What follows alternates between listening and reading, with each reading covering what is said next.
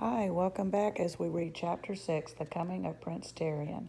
Christmas was almost a month away, but at Jess's house, the girls were already obsessed with it. This year, Ellie and Brenda both had boyfriends at the consolidated high school, and the problem of what to give them and what to expect from them was the cause of endless speculation and fights. Fights because, as usual, their mother was complaining that there was hardly enough money to get the little girls something from Santa Claus, let alone a surplus to buy record albums or shirts for a pair of boys she'd never set eyes on. "What are you giving your girlfriend, Jess?" Brenda screwed her face up in that ugly way she did. He tried to ignore her. He was reading one of Leslie's books, and the adventures of an assistant pig keeper were far more important to him than Brenda's sauce. "Don't you know, Brenda?" Ellie joined in. "Jess ain't got no girlfriend." "Well, you're right for once. Nobody with any sense could call that stick a girl." Brenda pushed her face right into his and grinned the word girl through her big painted lips. Something huge and hot swelled right inside of him, and if he hadn't jumped off the chair and walked away, he would have smacked her. He tried to figure out later what had made him so angry. Partly, of course, it made him furious that anyone as dumb as Brenda would think she could make fun of Leslie. Lord, it hurt his guts to realize that it was Brenda who was his blood sister, and that really, from anyone else's point of view, he and Leslie were not related at all. Maybe, he thought, I was a fondling like in the stories. Way back when the creek had water in it, I came floating down in a wicker basket waterproofed with pitch. My dad found me and brought me here because he'd always wanted a son and just had stupid daughters. My real parents and brothers and sisters lived farther away than West Virginia or even Ohio. Somewhere I have a family who have rooms filled with nothing but books and who'll still grieve for their baby who was stolen. He shook himself back to the source of his anger. He was angry too because it would soon be Christmas and he had nothing to give Leslie. It was not that she would expect something expensive, it was that he needed to give her something as much as he needed to eat when he was hungry. He thought about making her a book of his drawings. He even stole paper and crayons from school to do it with, but nothing he drew seemed good enough, and he would end up scrawling across the half-finished page and poking it into the stove to burn up. By the last week of school before the holiday, he was growing desperate. There was no one he could ask for help or advice. His dad had told him he could give $1 for each member of the family, but even if he cheated on the family presents, there was no way he could get from that enough to buy Leslie anything worth giving her. Besides, Maybelle had her heart set on a Barbie doll, and he had already promised to pool his money with Ellie and Brenda for that. Then the price had gone up, and he found he would have to go over into everyone else's dollar to make up for the full amount for Maybelle. Somehow this year Maybelle needed something special. She was always moping around. He and Leslie couldn't include her in their activities, but that was hard to explain to someone like Maybelle. Why didn't she play with Joyce Ann? He couldn't be expected to entertain her all the time. Still, she ought to have the Barbie. So there was no money, and he seemed paralyzed in his efforts to make anything for Leslie. She wouldn't be like Brenda or Ellie. She wouldn't laugh at him no matter what he gave her, but for his own sake, he had to give her something that he could be proud of. If he had the money, he'd buy her a TV, one of those tiny Japanese ones that she could keep in her own room without bothering Judy and Bill. It didn't seem fair with all their money that they'd gotten rid of the TV. It wasn't as if Leslie would watch the way Brenda did, with her mouth open and her eyes bulging like a goldfish hour after hour. But every once in a while, a person liked to watch. At least if she had one, it would be one less thing for the kids at school to sneer about. But of course, there was no way that he could buy her a TV. It was pretty stupid of him to even think about it. Lord, he was stupid. He gazed miserably out the window of the school bus. It was a wonder someone like Leslie would give him the time of day. It was because there was no one else. If she had found anyone else at that dumb school, he was so stupid he had almost gone straight past the sign without catching on. But something in the corner of his head clicked, and he jumped up, pushing past Leslie and Maybelle. "See you later," he mumbled, and he shoved his way up the aisle through pair after pair of sprawling legs. "Let me out of here, Miss Prentice, will ya? This ain't your stop. Gotta go do an errand for my mother," he lied.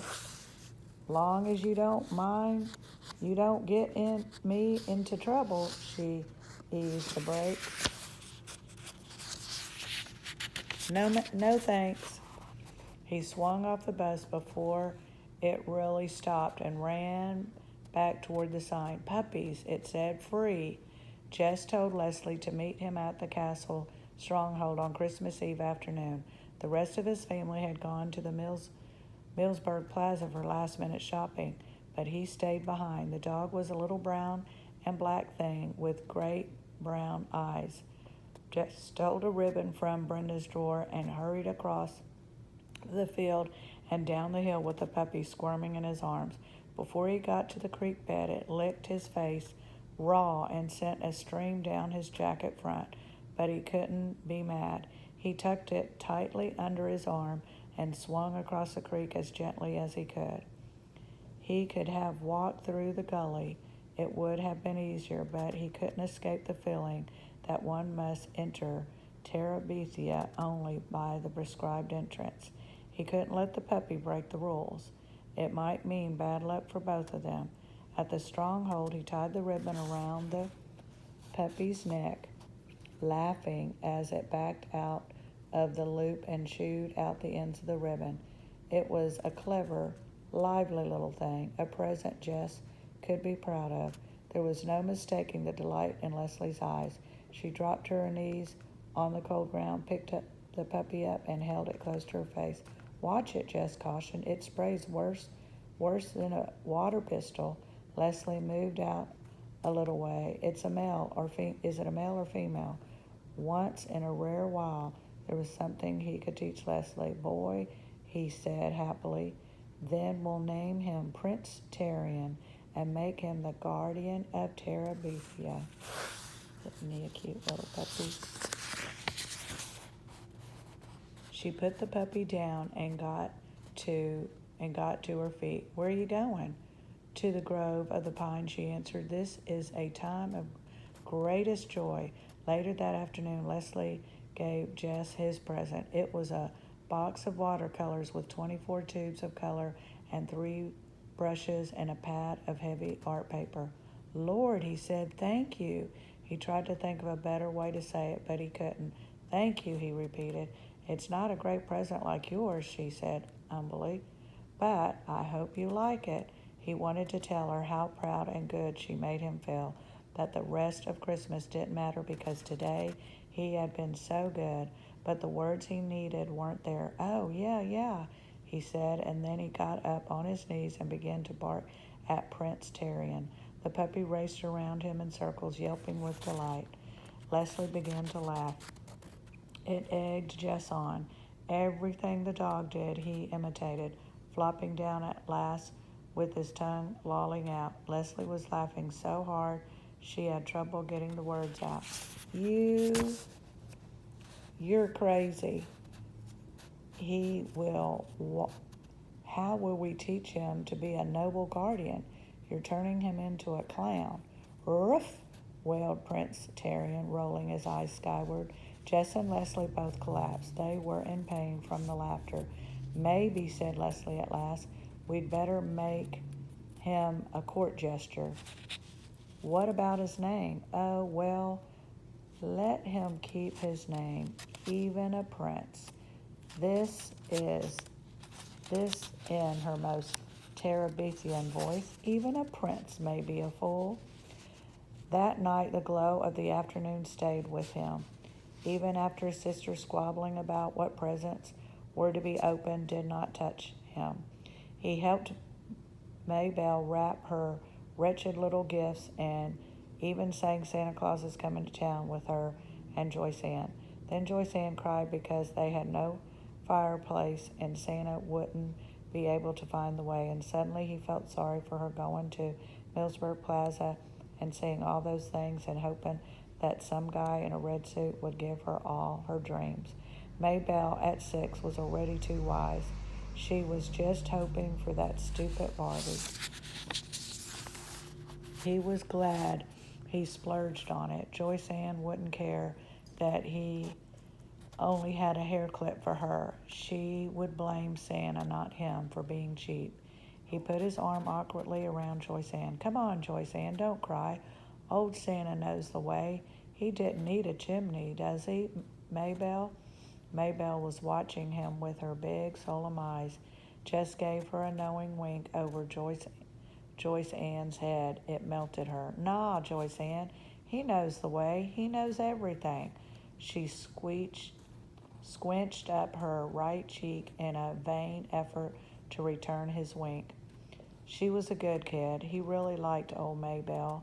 The next morning he helped her dress and undress her Barbie at least 30 times, slithering the skinny dress over the doll's head and arms and snapping the tiny fasteners was more than her chubby 6-year-old fingers could manage. He had received a racing car set, which he tried to run to please his father. It wasn't one of these big sets that they advertise on TV, but it was electric, and he knew his dad had put more money into it than he should have. But the silly cars kept falling off at the curbs until his father was cursing at them with impatience. Jess wanted it to be okay.